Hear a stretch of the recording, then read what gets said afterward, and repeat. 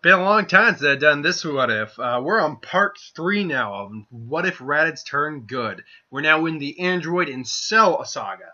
So, when we last left our heroes in Dragon Ball Z, they had defeated the tyrant Frieza, Namek had been saved, the Namekians had been wished back, and that guy whose Namek's name, who I can't remember, was made the new Grand Elder by Guru before passing.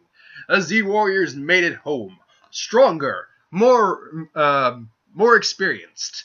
And so we can leave off. Now, where we left off is such. In terms of power levels, Goku is at 150 million. If you don't know why, go check out my previous one, part 2 of the Namek and Frieza saga. But just as a quick recap, when combining the fact that up until getting healed during the Frieza fight, the way it panned out, he had not had any serious Zenkai boosts, and their Zenkai boosts tend to get a little weird and strong once they reach certain power levels. He had no major Zenkai boost yet at that point.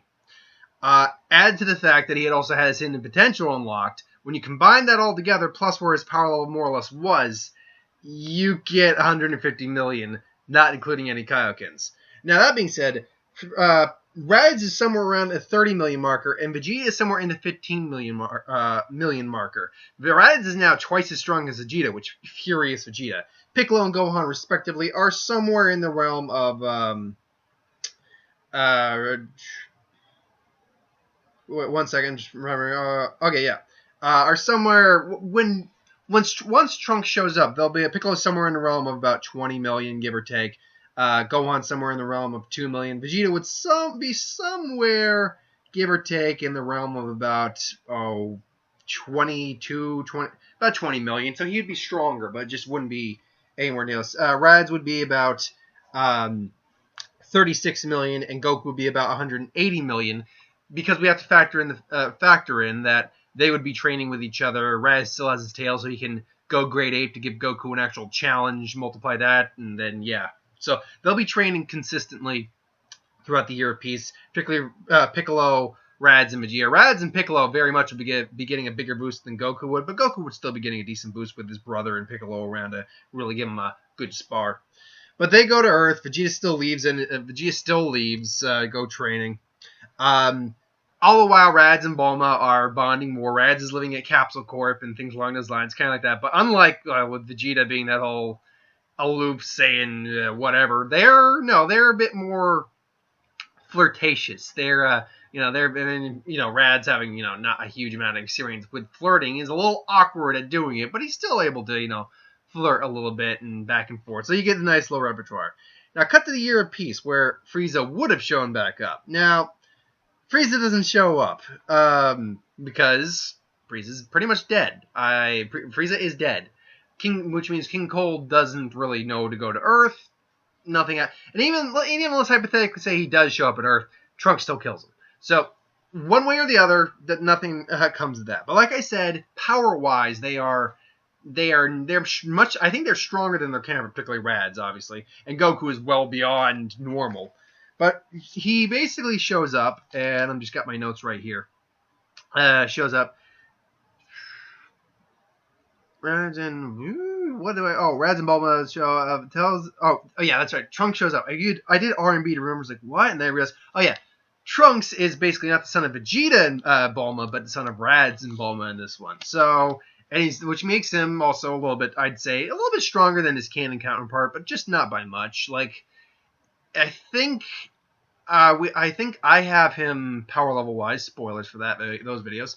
And yeah, I'm not doing those videos until the Universal Tournament is over, because I'm going to do that whole all the character power levels as best as I can scenario.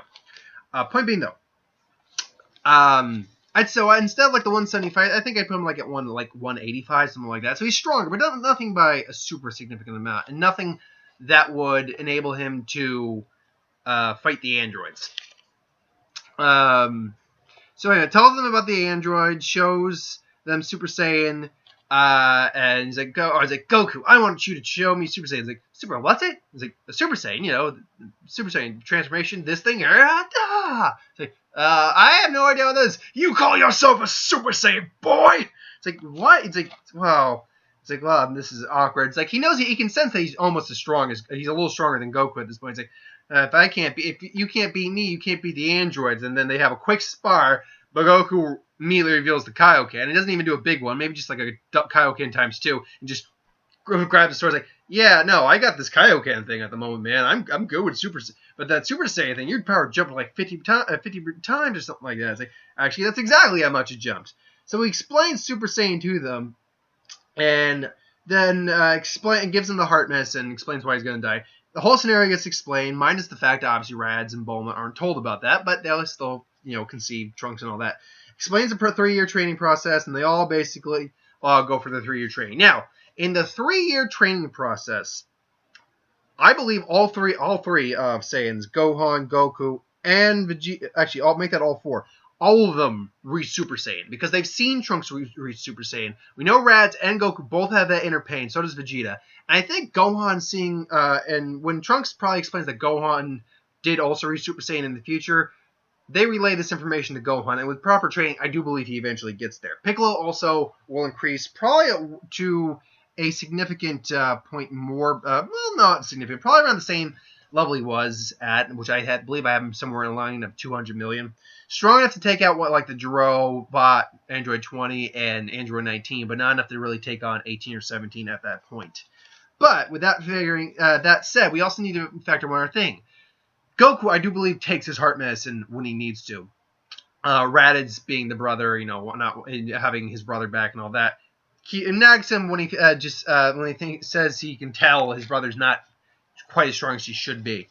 So, or when he's seems to be feeling ill or worn down, something like that. He basically keeps Goku in line. So, with that said, now that we have them training, over the year, their bases would be as follows. Bases, mind you. Piccolo is just 200 million. Gohan probably gets about 20 million. Raditz is about 54 million. And these numbers are arbitrary to how hard I think they would train or how hard they'd be training. Some of them probably wouldn't be true multipliers even over 3 years, because once you get stronger, it is harder to multiply yourself. But Goku, I think, would be just a solid 200 million. Particularly, I don't think Goku would be the first to reach Super Saiyan either. I think it would be either Gohan or Raditz. And with Raditz reaching Super Saiyan, he immediately becomes a much better training partner for Goku. Because at that level of power, mind you, he is around 12.2 billion? No, sorry. 2.2 billion. Sorry. 2.2 billion is what he would be at, which Goku is still actually stronger than when using Kaioken times 20. He would be, at that base, he'd be somewhere in the region of 3.6 billion. But even at that power, that kind of Kaioken is still strenuous on him, but just not to the levels he used to be. But no, Goku would reach 200 million, which puts him at around 10 billion altogether for a Super Saiyan transformation. And Vegeta shows up, having trained a great deal, being at about, I want to say, 55 million. Because Vegeta would have the motivation, serious motivation, when he's got Raditz, of all people, the guy who was even almost as low class as Goku was for a time, stronger than him. So he's got the motivation to train a lot harder. He has a lot more room to improve, and therefore he would have, I think, a higher base than Raditz and Gohan, but not Goku by any stretch of the means right now. So the big day shows up. They go 19 and 20 are destroying the city. But the difference becomes is that when they show up, they right off the bat, Goku could easily take on 20 or 18 on his own. But Raditz you're Raditz, the brother of Goku. It seems your power is also quite impressive. Excuse me. And then they're gonna try to get on their nerves and stuff like that. Yamcha still gets Yamcha'd. But then they take it away and it's okay, and they basically just do rock, paper, scissors, shoot, rock, paper. It's well, what are you doing? It's we're just figuring out which one of us is going to be, take you guys on and kill you. It's can you hear that, 19? They think they're going to kill us. It's nope, we think we're going to kill you. And then, you know what? I didn't even figure out who's going to take him on. So give me 1 second here. So we got Piccolo, we got Gohan, we got Raditz, we got Goku. So, eeny, meeny, miny, mo, catch a tiger by the toe. If y'all let him go, eeny, meeny, miny, mo. So Goku doesn't take him on. Piccolo, Gohan, Raditz. Eeny, meeny, miny, mo. Catch a tiger by the toe. If he hollers, let him go. Eeny, meeny, miny, mo. Piccolo doesn't take him on. Oh my God, I don't want to flip you off, but it is Raditz. I'm gonna have to do that. But I won't do it in the way that's so. Eeny, meeny, miny, mo. Catch a tiger by the toe. If he hollers, let him go. Eeny, meeny, miny, mo. Nope, it's Gohan. Gohan says, so you're sending the sun, the weakest one by our definitions. And then Gohan just powers up, goes to 1 billion, and says, well, fuck my life. And then just tears through at 19. And then before Jiro can even escape, just goes through Jiro. So they're gone. Which means 18, 17, and 16 never get activated. So now we have a little bit of peacetime going on here. Vegeta shows up and challenges Raditz and Goku. Now, he wants to challenge both of them. And Goku, they can sense Vegeta's power at this point and knows that Vegeta can't beat Goku. So instead of infuriating, like, Raditz decides to go up because he also kind of has some things to prove to Vegeta. So with that note, he goes up, and as I said, power-wise, power-wise, did I do the math right on this? I don't think I did the math right on this. I think, I don't have my phone on me or calculator on me. Give me 1 second. 1 second here real quick. 5, and then you did 2, and then it looks like I had 5. That's odd. I guess I did the math wrong on that. And now I think I did the math. Now I'm looking at this differently, and I'm realizing I think I really did the math wrong on Raditz's power level and Vegeta's power level. Give me 1 second. Do I have a pen or something on call? I do not. So give me a second to just do the quick revised math on that. Okay, Raditz is actually around 2.7 billion when Super Saiyan. Vegeta, I'll just average Vegeta out to 60 million, and put him at 3 billion. I somehow messed up the math on that.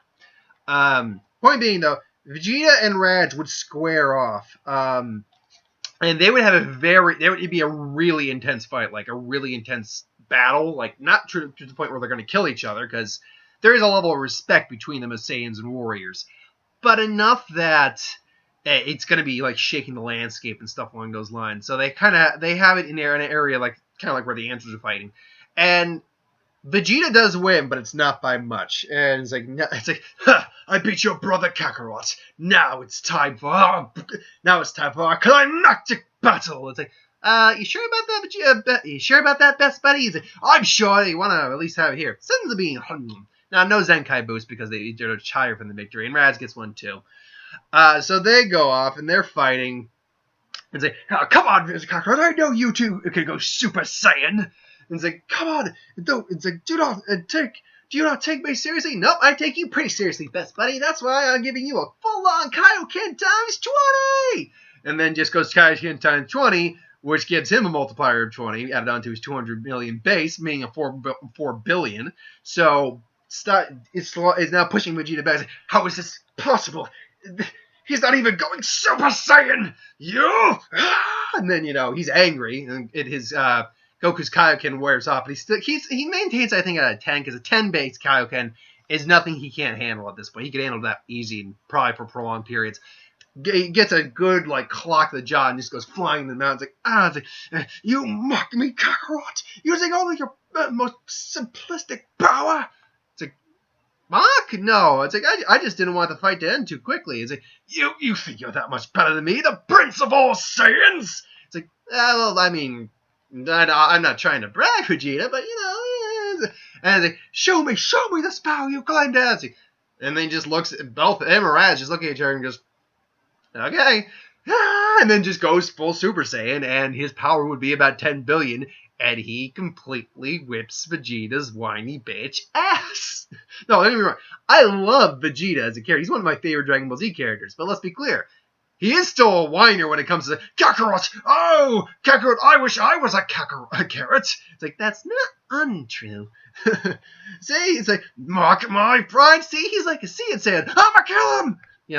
Vegeta was a bit of a whiner for a while, but a cool whiner. We liked him as a whiner. So, Vegeta, they challenge. So, yeah, that happens. That fight goes down. Trunks returns, tells them that, explains how they killed he explains, like, yeah, we killed the androids. And then he shows the androids, what's left of them. It's like, those weren't the right androids. Bum, bum, bum. Oh, it's like, oh, there's more androids? Ah, so I can fight these androids. Cell appears. So basically, the moment of peace is because Cell didn't start absorbing people and causing havoc until much later in terms of the time frame, those many episodes down the line. In terms of like the days, it really wasn't more than like a day or two. But still, he didn't show up for a little while. But Cell appears to Goku. Again, base form Goku, who he is much stronger than. Cell senses Goku and reveals confrontation. Goku uses Super Saiyan and starts to... And Cell, having the ability to actually sense power, unlike the androids, is like, this is not good for me. Also not good for me. And then does the solar flare to get out. He continues to suppress his energy because that's what he did. That's how he was avoiding them. He uses solar flare basically to get out of it. Cell realizes that the androids are still in their pods, and therefore goes to absorb both of them. Everyone's set, but unfortunately, getting there means everyone senses Cell, basically causing this giant explosion and his power rising. But I don't think they would sense it until he absorbs at least the first android, which would be 17 probably. So goes to confront. So everyone senses this. Cell's. Raditz and Trunks show up, and Trunks can't do anything against Cell. Even base form Cell, he couldn't do anything against Cell. So at second form Cell, who's I think I have him. I think this is also is this the stuff where I have my power level information on too? 1 second. Yes, it is. I believe I have Cell. Again, little spoilers here. Android. Yeah, I think I have Cell somewhere in the realm of about 1 billion in his base. Now that might be adjusted as I learn more about it, because I feel like I'm going to have to redo a lot of these power levels. But yeah, I have him somewhere in the realm of 1 billion. So at 1 billion, he is no match for semi-perfect Cell. However, Raditz is more than a match for semi-perfect Cell, being somewhere in the realm of 2.7 billion. So it's kind of like the fight with him and with Vegeta and semi-perfect Cell, where Vegeta just owns his ass, except I think it'd be even more drastic. But Cell again uses the solar flare, like, blocks and then absorbs 18, turns perfect, and his power would still not really be enough. It'd be a much closer fight, but then going all out, he would take on Vegeta and beat Vegeta, absolutely. Basically the Z fighters all show up, even Cell, Cell going, who is complete. Can't fight Goku, can't fight even Vegeta. He's tied with Vegeta, he's a little stronger than Raditz. They do get a Zenkai, if Raditz does get a Zenkai boost. However, just because he'd probably get his, actually, he wouldn't get a massive Zenkai boost, he'd probably get because Cell probably would eventually, beat his ass down. But it'd probably just be a pretty basic Zenkai boost. Let's see, I have him somewhere in the realm of about 54. If we go by the quarter, power level scaling that we normally do for Saiyans at this point, because their average Zenkai is somewhere between 30% and 25%. If we just go by, I think, 25%, which is what I did, we have them at around 72 million. So that is where the Cell saga ends off. Cell and the androids are all taken care of. 16 never gets activated at all. What is this?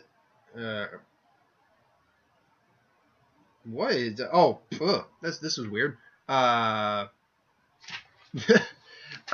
I was writing down other information for other things. But anyway, and where is my who would win? Who would win? Who would win? Who would win? Who would win? You'll have to excuse me 1 second. I'm just looking up. I'll look it up after the video. I'm done with it. Oh, there it is, I think. No, it's not it. I don't know where I wrote that information down. I will find you, though. I will find you. Anyway, that's the end of What If Raditz Turned Good Part 3, Android and Cell Saga. It'd be a bit drastically different because you have now super-powered individuals. Like, highly advanced super-powered individuals at this point. But yeah, anyway, thanks for watching. Hope you enjoyed. Like, comment, share, subscribe. I will see you next time for the Who Would Win that I missed the last couple of days. But